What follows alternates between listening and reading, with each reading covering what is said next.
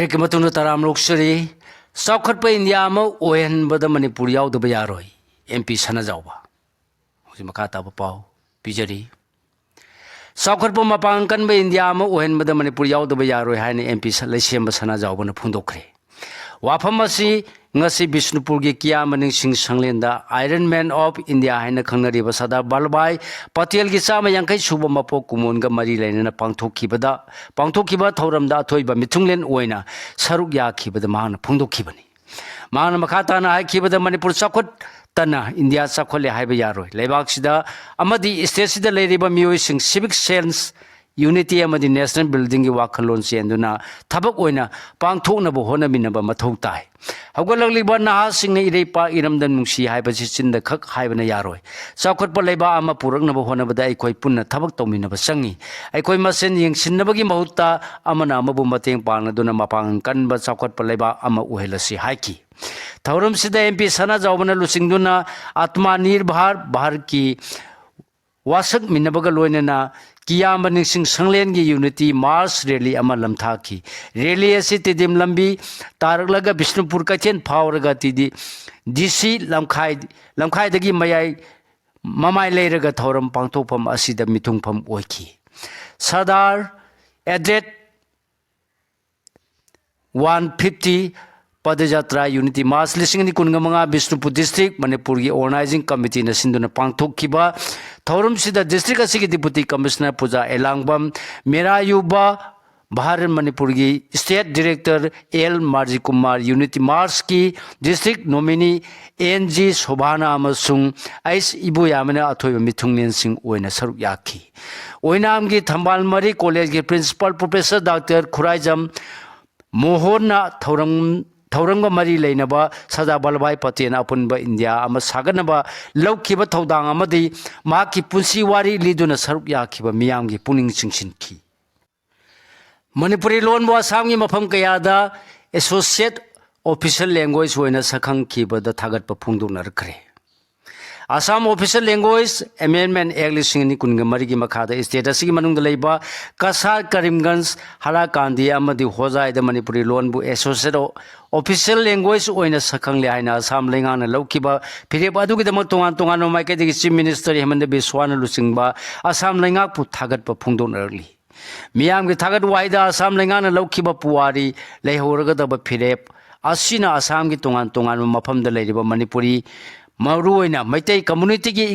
इना खुल्लबा कल्चरल अमसुंग लोल की ओइबा हेरिटेज असि हेना चाखोट हनबदा मतेंग ओइरगनी मसिदा नतना आसाम अमदि मणिपुर की मरक्ता हेना अफबा मरी थमदुना अवांग नोपोक्ता स्टेट अनि असिना लोल की ओइबा अनव मरी सेमदा चाउना मतेंग ओइरगनी हानरकली जिरीबाम डिस्ट्रिक्ट एडमिनिस्ट्रेशन लोंगमी सिंग मरु मरा अमदि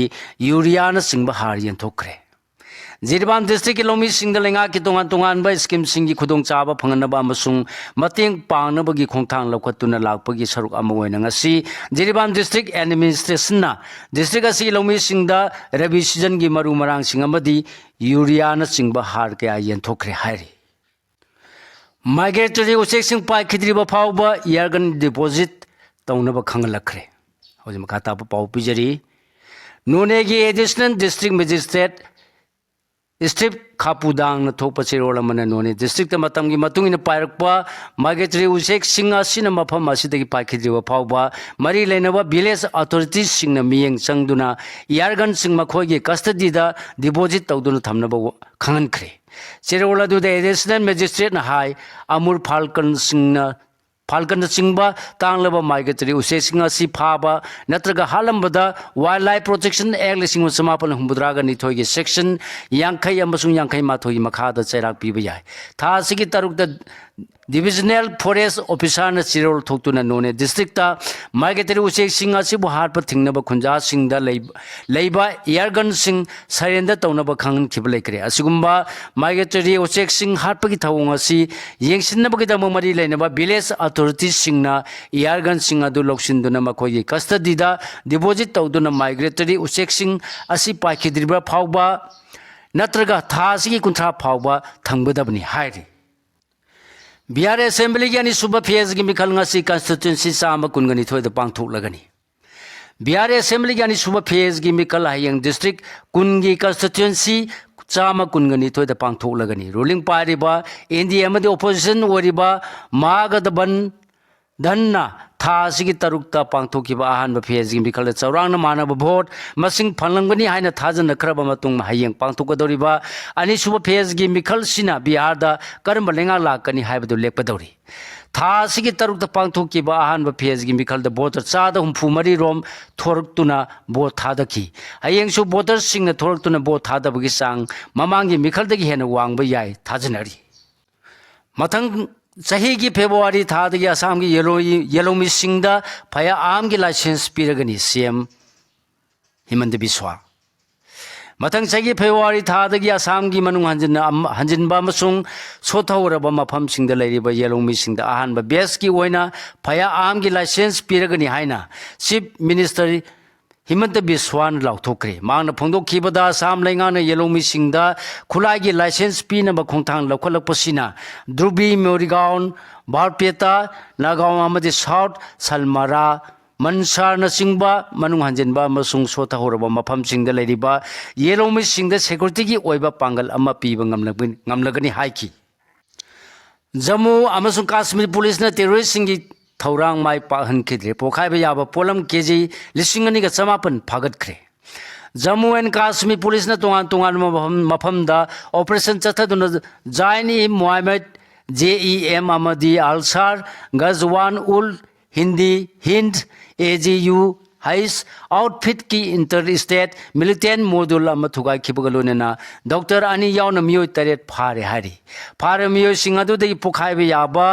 IED साबदा सिजनबा पोलम किलोग्राम 2,500 रोम फागतपा ngamle अमसुंग मखोयगी प्लान कया थुगाइबा ngamle हारी बांग्लादेशी मुस्लिम लाख मरफू हेन इंडिया की सिटीजन ओहलमले सिरादित्य देवा मखता पाव पिजरी असम की national register of citizen NRC की मतंग ममांगैदगी हौना वाथोक थोक्तुना लाकपबु अमु हन निंगसिंग हल्लदुना ngasi हानगी BJP MLA